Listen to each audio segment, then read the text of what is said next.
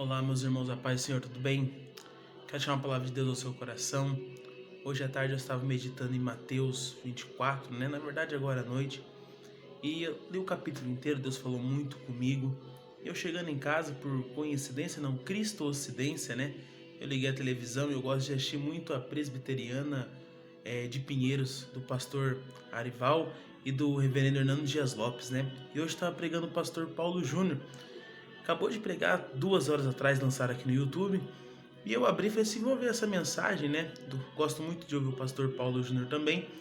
E quando eu abri a mensagem, irmãos, o que ele ministrou? Exatamente a palavra que eu li hoje, na parte da noite, Mateus 24. E eu salvei esse vídeo e quero compartilhar com você. Assista até o final e seja impactado, porque o nosso Senhor Jesus, Ele está voltando para buscar a sua igreja. Amém? Deus abençoe e fique com essa palavra de Deus ao seu coração. Boa noite, irmãos. Que a paz e a graça do Senhor estejam com vocês. Mais uma vez é uma alegria, um privilégio estar aqui, podendo dividir da santa palavra de Deus com os irmãos. Sem demora, porque o tempo está se estendendo, abra comigo em Lucas capítulo 21, rapidamente. Lucas 21.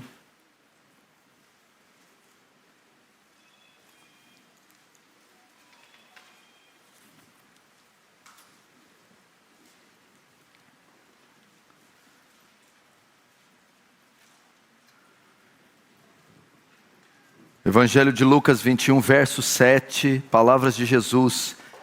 Perguntaram-lhe: Mestre, quando sucederá isso? E que sinal haverá de quando estas coisas estiverem para se cumprir? Respondeu ele: Vede que não sejais enganados, porque muitos virão em meu nome, dizendo: Sou eu. Também chegou a hora. Não sigais, quando ouvirdes falar de guerras e revoluções. Não vos assusteis, pois é necessário que primeiro aconteçam essas coisas, mas o fim não será logo. Então lhe disse: levantar-se-á nação contra nação, reino contra reino. Verso 11, haverá grandes terremotos, epidemias, grava essa palavra, e fomes em vários lugares, e coisas espantosas, e também grandes sinais do céu. Agora vai comigo em Mateus 24. Mateus 24.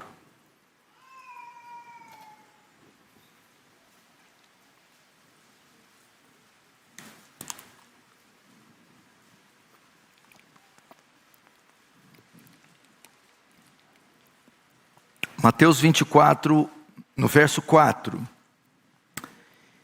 E ele lhes respondeu: Vede que ninguém vos engane, porque virão muitos em meu nome, dizendo: Eu sou Cristo, e enganarão muitos. Verso 6, e certamente ouvireis falar de guerras e rumores de guerras. Vede que não vos assusteis, porque é necessário assim acontecer. Mas, entretanto, porém, ainda não é o fim.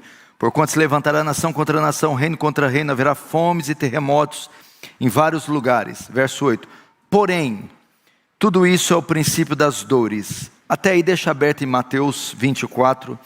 Não feche apenas os olhos. Vamos orar mais uma vez. Pai, o meu pedido é para que haja graça acompanhando toda essa mensagem, e que o único fim dela seja a tua glória. Amém. Irmãos,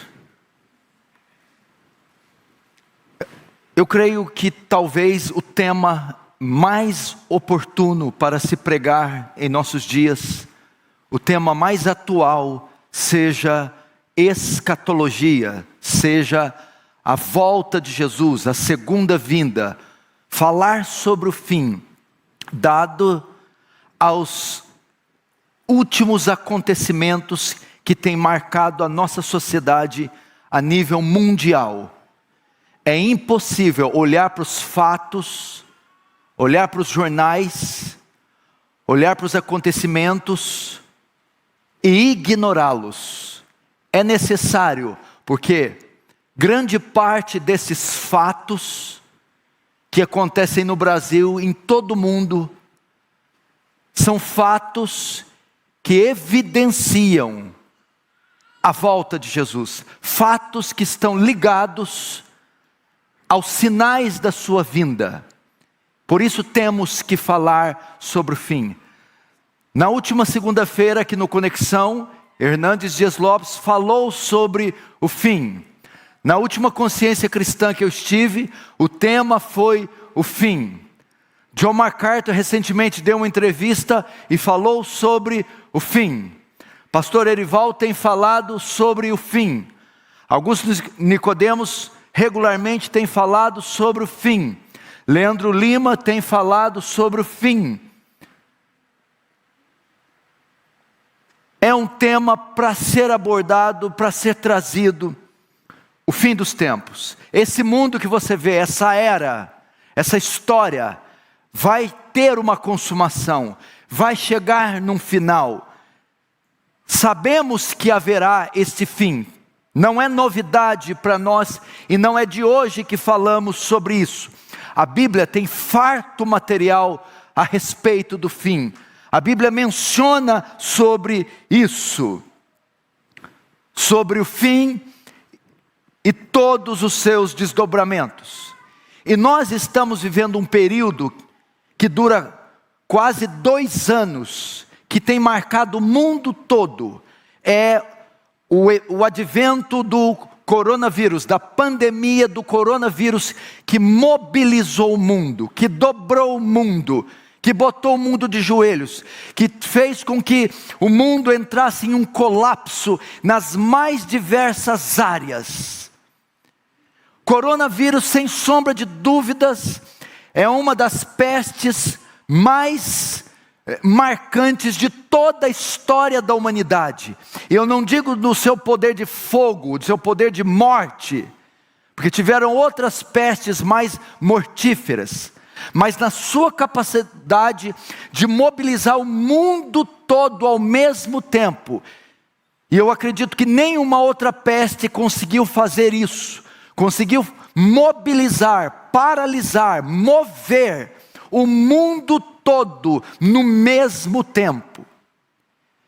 Portanto, um sinal como esse, ou seja, um evento como esse, não pode ser ignorado. Não podemos assistir a pandemia do coronavírus e todos os seus desdobramentos alcançando colapso econômico, crises políticas, guerras e rumores de guerras, enfim, um caos se instalou de proporções globais. Então, isso não pode ser ignorado. Nós, diferente dos ímpios, dos pagãos, nós olhamos para os fatos mais do que com a ótica da ciência, da sociologia, da antropologia. Nós olhamos para os fatos debaixo da perspectiva bíblica, com os olhos bíblicos, com os olhos escatológicos, e nós entendemos que a pandemia do coronavírus é um sinal. Porque tanto Lucas e Mateus diz que um dos sinais da volta de Jesus, dentre tantos, seria pestes, pestilências, epidemias. Nesse sentido, o coronavírus ocupa um lugar de destaque por ser uma das mais trágicas e globais de todos os tempos. Agora a pergunta que temos que fazer: será que de fato estamos no fim? Será que finalmente aquilo que foi profetizado pelos profetas do Antigo Testamento, escrito, dito pelos apóstolos do Novo Testamento, e que os nossos pais durante 2000 anos disseram, pregaram, ensinaram e esperaram, finalmente chegou o maior evento da humanidade, o evento que marcará toda a humanidade, o retorno glorioso do Senhor e o fim dos tempos? Será que chegou o fim? Os discípulos também fizeram essa pergunta. No início de Mateus 24 diz: Mestre, quando irão suceder todas essas coisas? E que sinal haverá da sua volta? Eles também tiveram essa dúvida no verso 3. E o que Jesus diz? O que a Bíblia diz sobre isso? Ela não data com precisão a volta. Não há um dia exato, um mês exato, um ano exato, uma hora exata, um minuto exato, um segundo exato. Ao longo da história da igreja, muitos quiseram datar com precisão a volta de Jesus e quebraram a cara. Jesus não fez isso, não datou com precisão, mas ele deixou sinais. Sinais. Quando eles perguntam, ele responde com sinais. Sinais que ao vermos, ouvíssemos, apalpássemos, saberíamos então que Jesus estaria voltando. Saberíamos que o fim de fato iria acontecer. Ele deixou sinais claros, sinais que estão aqui narrados por toda a Bíblia, principalmente nestes textos. Este texto que Jesus fala em Mateus 24 é chamado sermão escatológico. Escatologia é a doutrina das últimas coisas. Ele é também chamado sermão do fim, ou sermão profético, porque ele fala não só para o tempo dele, até o ano 70, mas de acontecimentos que viriam além do tempo dele. E também é chamado sermão da vigilância, uma vez que ele é escatológico, que ele é profético, ele ordena que os seus seguidores estejam em estado de constante vigilância. Agora, que sinais são esses? Que sinais são esses que Jesus deixou para que ao vermos, nós saberíamos que Ele estaria voltando e que os séculos estariam se consumando? Que sinais são esses? Bom, na escatologia, na teologia, existem duas categorias de sinais. Duas categorias: os sinais de certeza e os sinais de eminência, os sinais de proximidade. Os sinais de certeza, aqui em Mateus 24, é os que estão registrados dos versos 1 ao 14. E os sinais de eminência, de proximidade, estão narrados do verso 15 em diante. A primeira categoria de sinais, sinais de certeza, eram sinais que ao se cumprir, nós teríamos certeza que Jesus voltaria. Sinais que ao vermos, nós iríamos entender que tudo o que ele disse acerca da sua vinda é de fato verdade, de fato se cumprirá, é certeza que ele vem, não é mentira, não é um conto, de fato Jesus virá. E que sinais são esses? Guerras, rumores de guerras, fomes, todas essas coisas estão na primeira categoria de sinais de certezas. E eu quero destacar um desses sinais. Do verso 13 e 14, ele menciona da guerras, rumores de guerras e pestilência.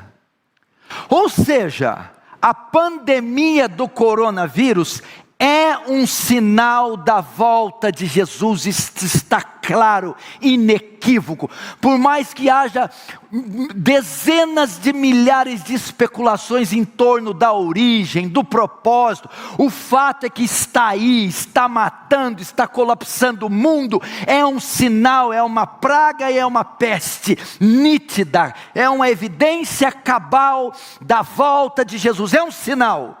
Mas o coronavírus está dentro da categoria dos sinais de certeza. Quando olhássemos e víssemos o colapso econômico, a crise política, conflitos armados, guerras, rumores de guerras, abalos sísmicos, maremotos, toda essa parafernália que se tornou esse mundo, saberíamos, Jesus vai voltar. Isto é certo, isso é certeza.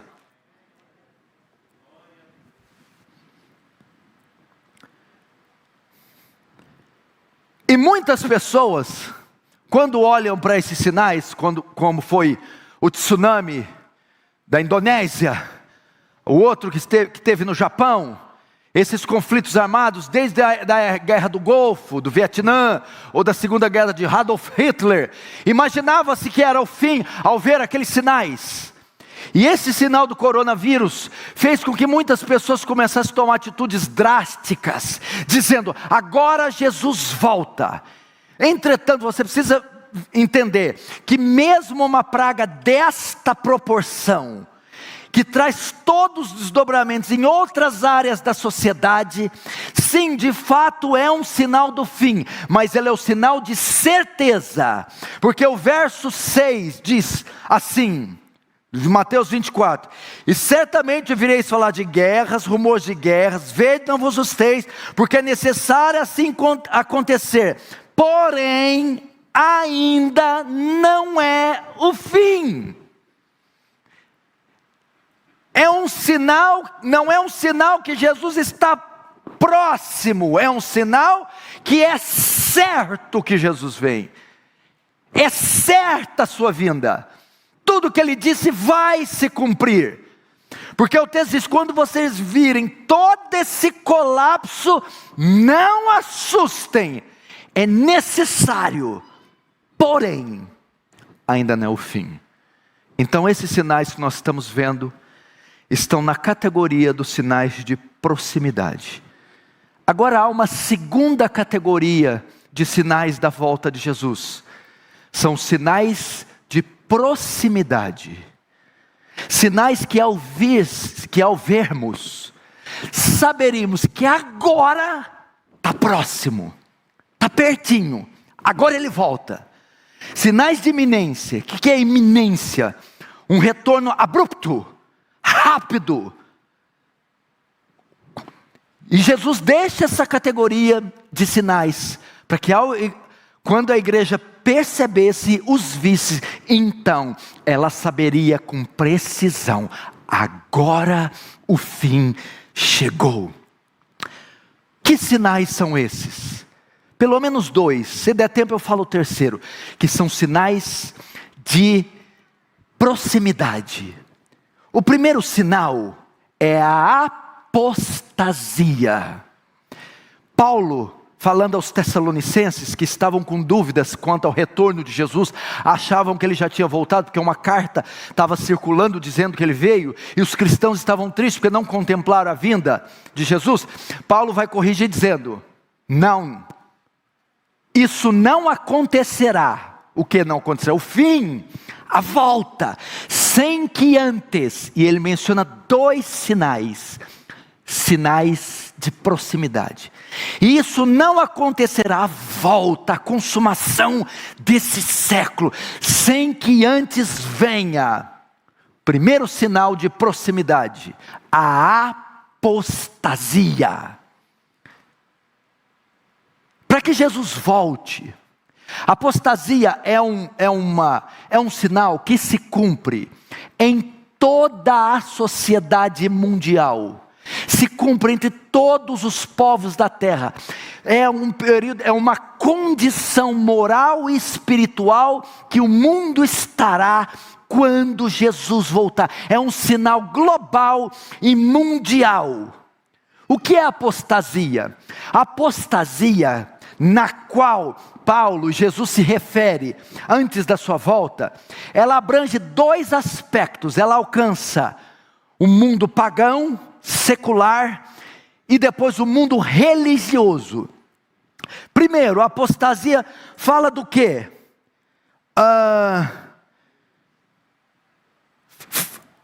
Ela aponta para um declínio moral da sociedade. Mateus 24 diz que por se multiplicar a iniquidade, o amor de muitos se esfriará. Jesus voltará em um tempo que os padrões morais estarão tão baixos, tão asquerosos, tão profanos. O homem se sujeitará a coisas absurdas. Nós temos um exemplo disso.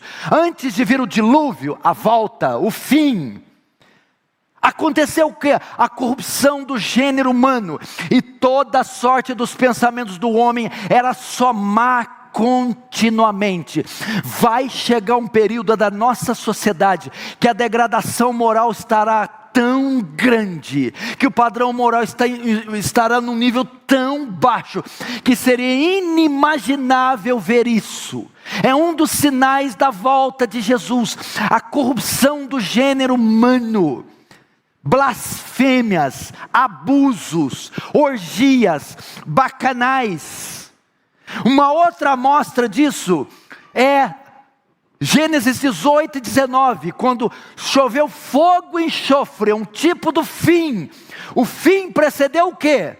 A corrupção moral de Sodoma era tamanha, que os moradores quiseram abusar sexualmente de anjos. E a nossa sociedade está caminhando para uma coisa grotesca como essa. Esse é um sinal de iminência. Quando você começa a se ver crianças tocando em homens nus, em museus, em centros de exposições, essas ideologias, perversões sexuais, abolição dos direitos, abolição da verdade, abolição da lei, quando tudo se tornasse uma anarquia, um regime tribal, uma coisa hedionda, é um dos sinais de iminência. O segundo sinal, ou melhor, a segunda parte que esse sinal alcança, a apostasia, também pega o campo religioso. O que é isso? Apostasia é quando houver o abandono da verdade para seguir a mentira. O que é isso? Próximo à volta de Jesus vai ter uma explosão do engano religioso. O engano vai reinar. Apostasia não é as igrejas ficar vazias. Não é isso, as pessoas se tornar ateus. Apostasia é as igrejas ficarem lotadas. É milhares e milhões de igrejas serem plantadas. Falsas.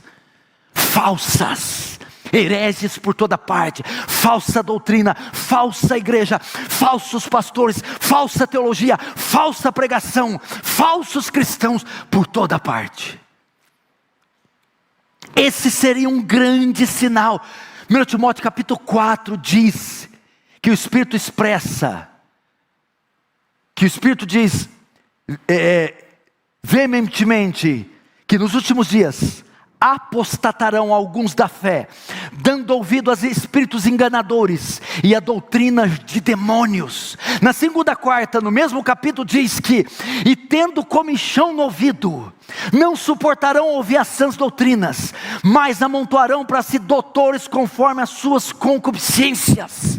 Só no Brasil, no ano 2015, uma seita inaugurou 1.103 igrejas em um ano. O crescimento das seitas está a todo vapor. Esse seria um sinal, meu irmão. Quando você olhasse para a rua e não conseguisse mais definir que tipo de gênero de pessoa é aquela. Quando você olhasse para a grade curricular do ensino fundamental, médio, do acadêmico, quando você visse o gênero humano se tornando uma aberração, e o homem sendo capaz de coisas inimagináveis, impensáveis, quando a sociedade descer no nível mais baixo, e a igreja se tornar mundana, apóstata, quando o pecado da sociedade se unir ao pecado da igreja, quando não houver diferença do pecado do religioso com a da igreja, esse é um sinal que Jesus está próximo. E será que está muito longe esse sinal? Veja o que virou a Europa. O que tem lá é dead churches, igrejas mortas. Veja a sexualidade dos europeus. Veja o Brasil, para onde está caminhando, os rumos que está caminhando a nossa sociedade. Esse seria o primeiro sinal de proximidade. O segundo sinal de proximidade. O primeiro é o bolo. O bolo. Extenso, profundo, largo. O segundo sinal é a cereja do bolo. A vinda, a aparição, a ascensão do anticristo. Assim como um abutre, um urubu, uma ave de rapina, só pousa onde um terreno está infestado de carniça. Quando esse mundo estiver todo corrompido, naufragando num caos moral e apostatando até o pescoço religiosamente, quando o terreno mundial estiver fétido, asqueroso, imundo, apóstata, então desce ou sobe, aparece no poder essa figura enigmática, o anticristo, porque Paulo diz, não será assim a volta de Jesus, sem que primeiro venha a apostasia e se manifeste o homem do pecado, o filho da perdição. Isso está descrito no verso 15. Quando virdes o abominável da desolação de que falou o profeta Daniel no lugar santo, quem lê entenda. O que quer dizer isso? Quando virdes o abominável da desolação no lugar santo. O lugar santo aqui fala do templo, o templo de Salomão. Quando vocês virem a abominação da desolação, algo abominável dentro do templo, então o fim chegou. Como que se interpreta isso aqui? Quando algo abominável entrar no templo, profanar o templo, é um grande sinal que Jesus volta. Essa palavra, essa profecia se cumpriu de 3 formas, de 2, e vai cumprir na terceira. Primeiro, no século II antes de Cristo, com Antíoco Epifânio, que invade Jerusalém, entra no templo,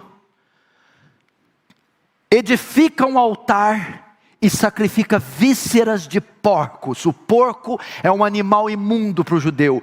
Então ele profana o abominável da desolação, entrou no templo e profanou o templo, servindo animais imundos.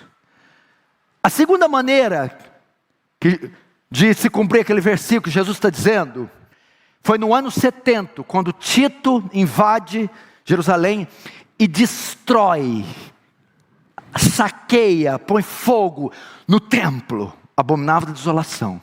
Entretanto, Jesus vai mais longe, porque o profeta Daniel, quando ele escreve o seu livro e as suas profecias, ele fala para tempos além do dele, tempos de Cristo e tempos além de Cristo. Quando virdes o abominável da desolação, aponta para um terceiro evento, o templo.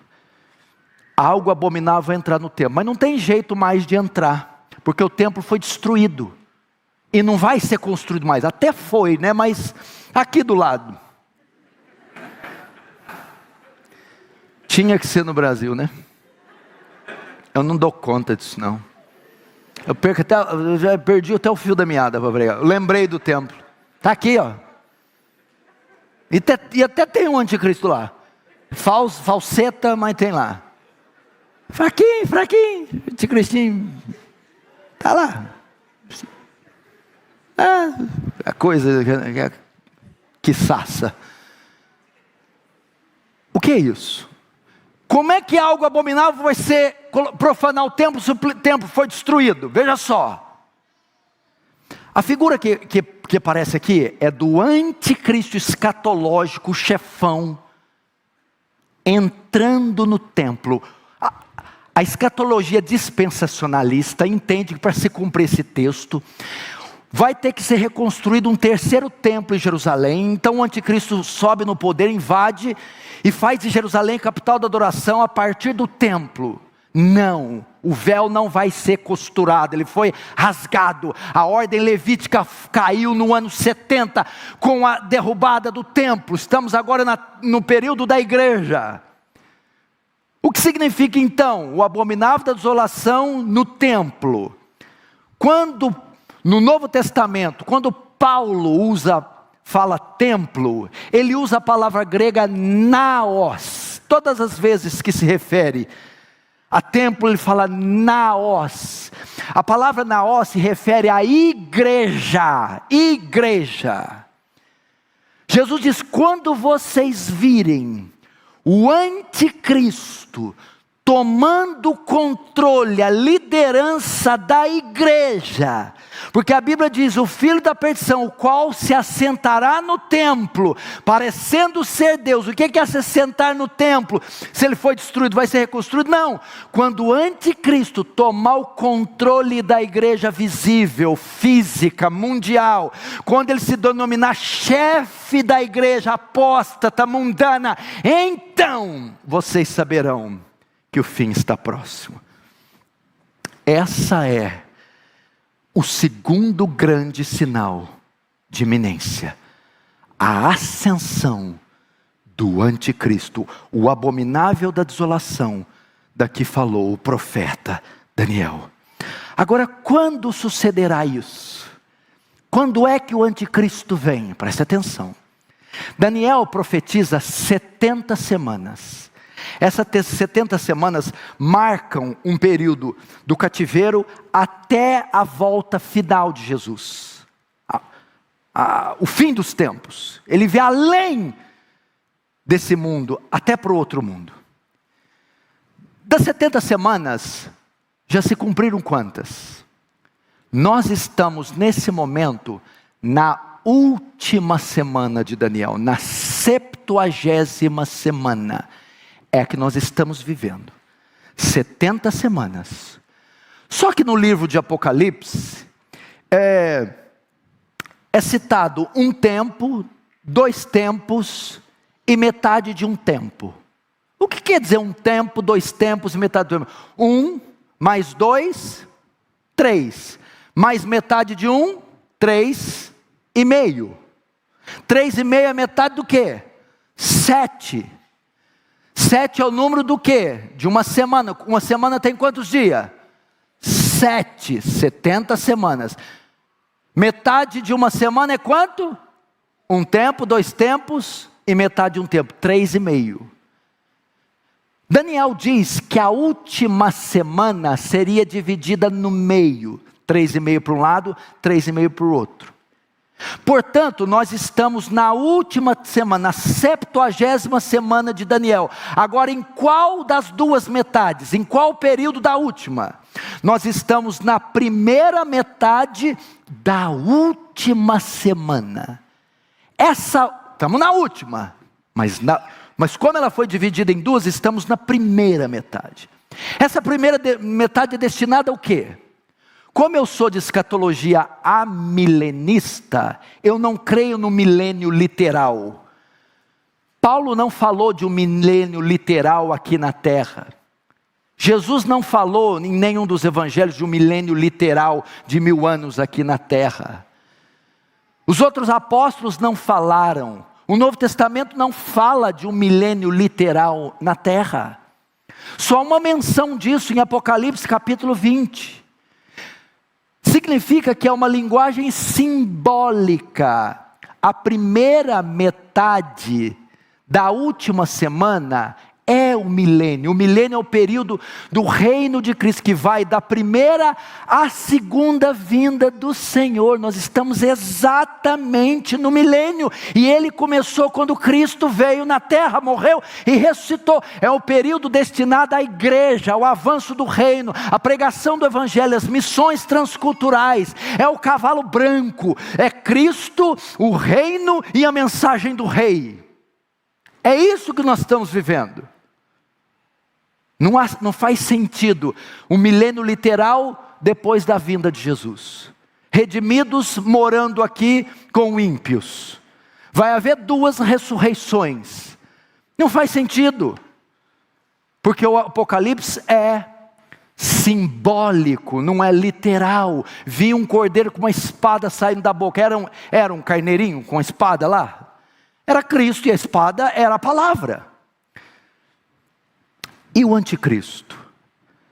A última metade Nós estamos na primeira metade da última semana. Então, chegará a última metade da última semana, o fim do fim.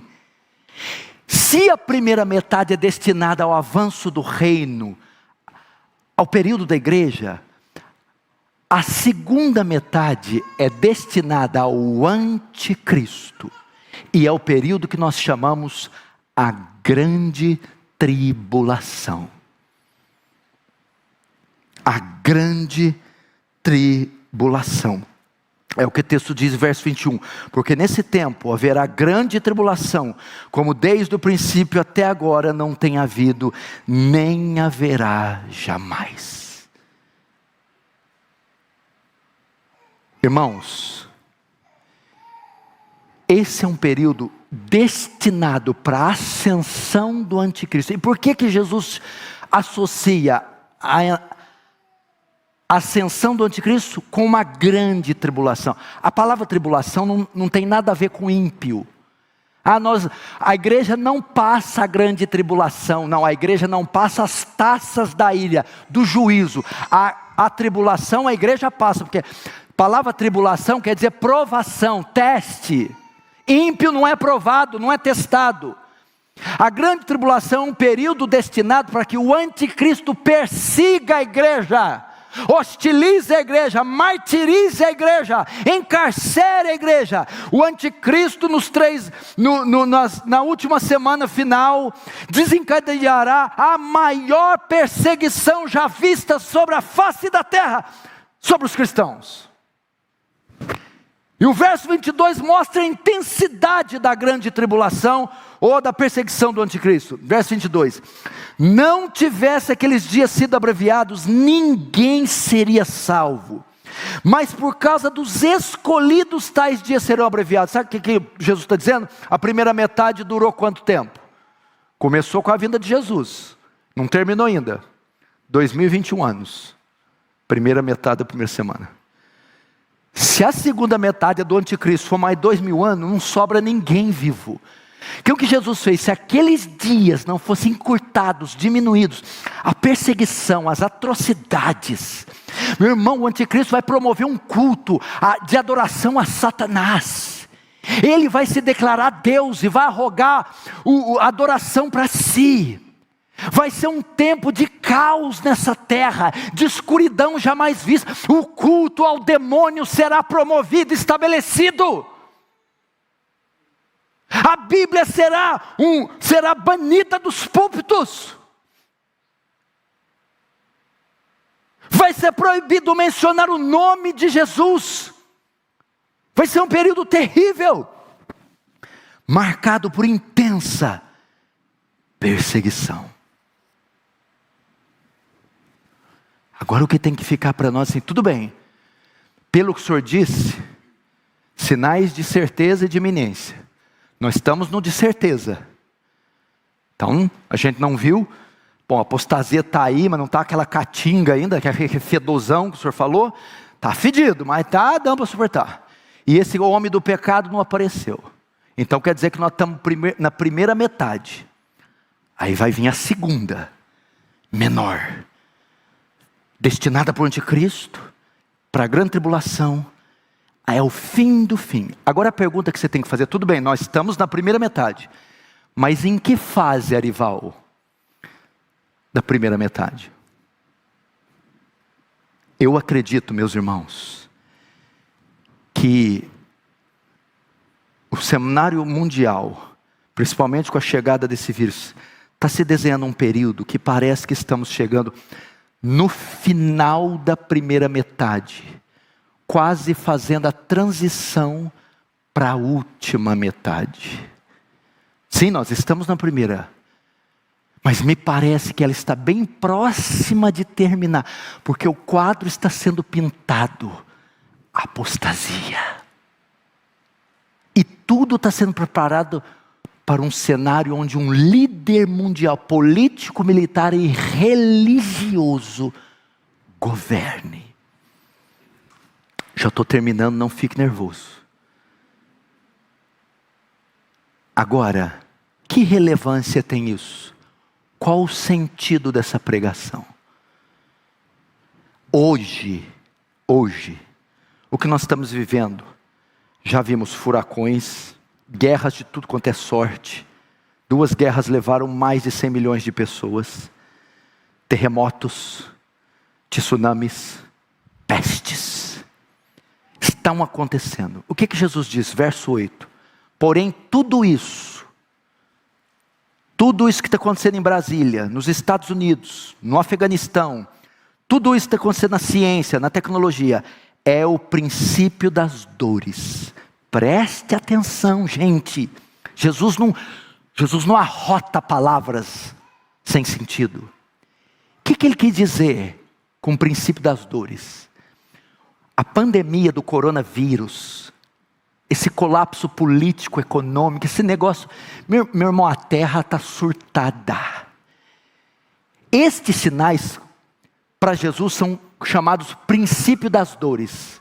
O que esse termo quer dizer? Ele está extraindo esse termo de uma grávida. Ele fala de dor de parto. A ideia de uma grávida. Ela está grávida. Quando ela sabe que vai dar luz? Ela não sabe, ela está grávida, a barriga está ali 7 meses, 8 meses. De repente, ela sente uma contração. Isso é a dor de parto. Quando ela sente, ela, opa, vai nascer. Não é assim? Aí o que vai acontecendo? Vai aumentando as contrações, até que vem o parto. Entretanto, a mulher está grávida. Ela está lavando a louça e sente uma contração. Quando ela sente a primeira contração, significa que vai nascer aquela hora? Não. Significa o quê? A certeza que vai nascer. Mas não aquela hora. Jesus está dizendo o quê? Esses sinais são as primeiras contrações. Estou ali tranquilo, coronavírus, guerra política, tsunamis, furacões. Opa! Significa que Jesus vai voltar agora? Ele diz no 6, ainda não é o fim, é uma contração. Só que quando a mulher sente a primeira contração, o que ela vai fazer?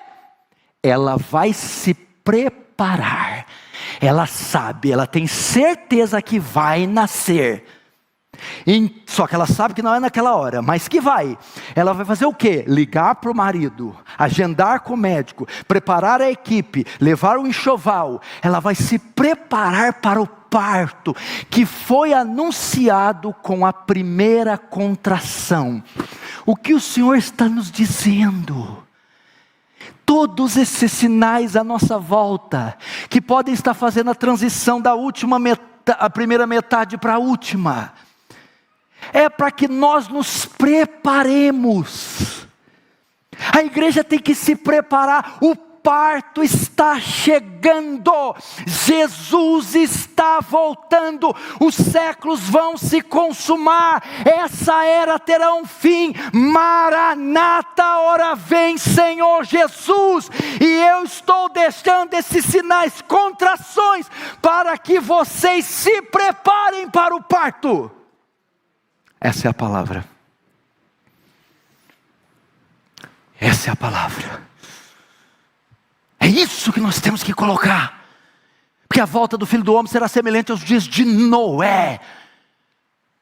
Comiam, bebiam, compravam, vendiam, casavam-se, davam-se em casamento. Quando veio o dilúvio, todos os levou. Parece que nós não estamos vivendo a luz da realidade da volta de Jesus. A luz da brevidade da vida. Você já viu quantos anos você tem? Você já viu as dores que apareceram no seu corpo? Você já viu como estão seus pulmões, seus rins? A brevidade da vida, a vida passa como um sopro. Segundo, a morte súbita. Você sabe se é o último sermão que você vai ouvir. Você está se preparando para a vida breve, ou para a morte súbita, ou para a volta de Jesus. Temos que andar à luz dessas 3 realidades. Primeiro, a brevidade da vida. A vida passa como um sopro. Segundo, a morte súbita. Podemos morrer a qualquer momento. Terceiro, viver tendo em mente a iminente volta de Jesus. Jesus vai voltar. Jesus nos manda nos preparar. Essa é a ideia. as contrações. Aí o que vai acontecendo? Quando vai chegando a luz, o que vai acontecendo? Aumenta a contração em espaço de tempo e em intensidade. A primeira dá numa hora, a segunda 1 hora depois. A terceira, meia hora depois, mais doída que a primeira. E perto do parto, várias contrações e doídas. Os sinais vão aumentar em número e intensidade. Veremos abominações nesse mundo. Entretanto, é Deus avisando: peguem o enxoval, vistam-se da armadura de Deus, preguem o evangelho, abandone os pecados ocultos, porque eu estou às portas. Como se prepara? E agora eu encerro, vou só citar. Jesus, ao terminar isso, ele cita 3 parábolas: dos mordomos infiéis, das virgens e dos talentos. Por que Jesus cita essas 3 palavras após pronunciar um sermão escatológico? Primeiro, quando ele cita dos servos infiéis, ele diz da nossa devoção a Ele. Eu estou às portas. Vigie a maneira com que você, a sua aliança comigo. Mude a sua devoção comigo. Primeiro ele trata da nossa devoção, da nossa aliança com Ele. Se eu estou às portas, conserte a sua vida, arrependa dos seus pecados, se santifique, seja fiel. Segundo, ele trata das virgens, conversão. 10 nécias, 10 prudentes, aquilo ali é claro, 10 convertidas e 10 ímpias. Azeite fala do Espírito, o Espírito só tem quem é crente, quem não tem azeite, pagão. Segundo, a conversão. Há tempo ainda para você nascer de novo. Há tempo ainda para ser salvo. Seu pai, sua mãe, seus filhos. Meu irmão, cuide, cheque a sua salvação e daqueles que estão à sua volta. Terceiro, a parábola dos talentos. O que Jesus está dizendo? Cada um de vocês eu entreguei um chamado, um dom, um talento, uma obra, uma ordem. O que vocês estão fazendo com o dom que eu dei? É isso que ele está querendo dizer.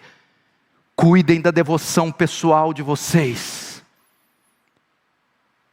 Cuidem da devoção pessoal de vocês com Deus.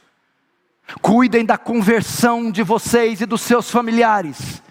Cuidem do chamado e do talento que eu dei a vocês, porque quando eu voltar, eu prestarei, eu requerirei contas de cada uma dessas coisas. Amém? Jesus está voltando, meus irmãos. Vamos nos arrepender, vamos falar com Ele. Feche os olhos, curva a sua cabeça.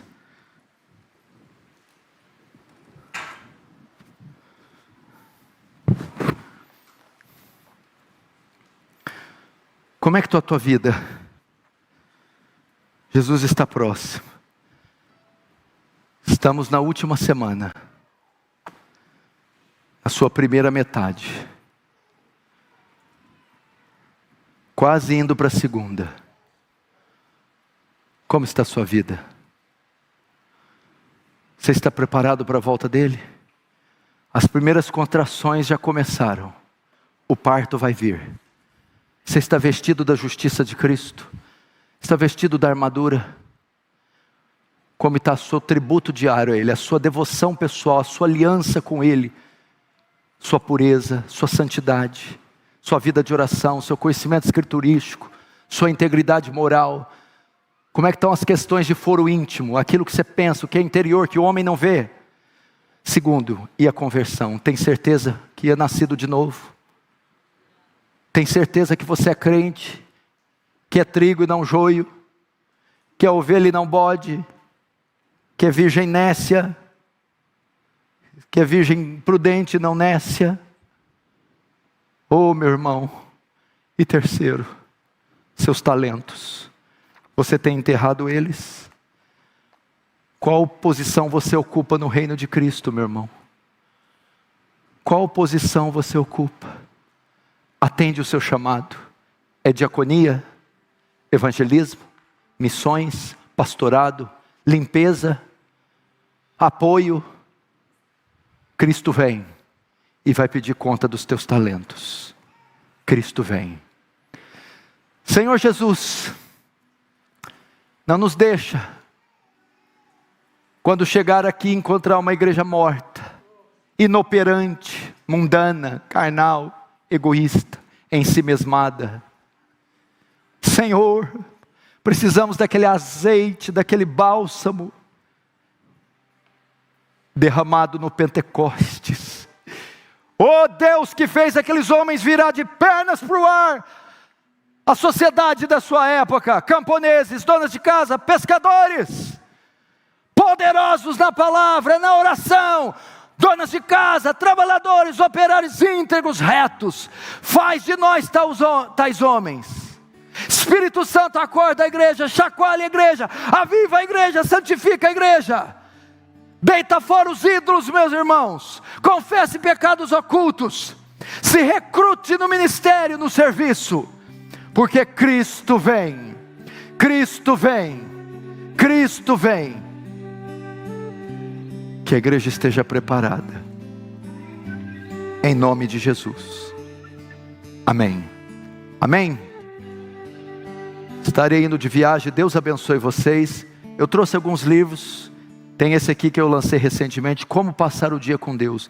É um livro que eu ensino a vida devocional. Orar, estudar a Escritura, meditação, as boas obras. Como ser mais piedoso. Vou estar lá no final se você quiser assinando para você. Deus abençoe.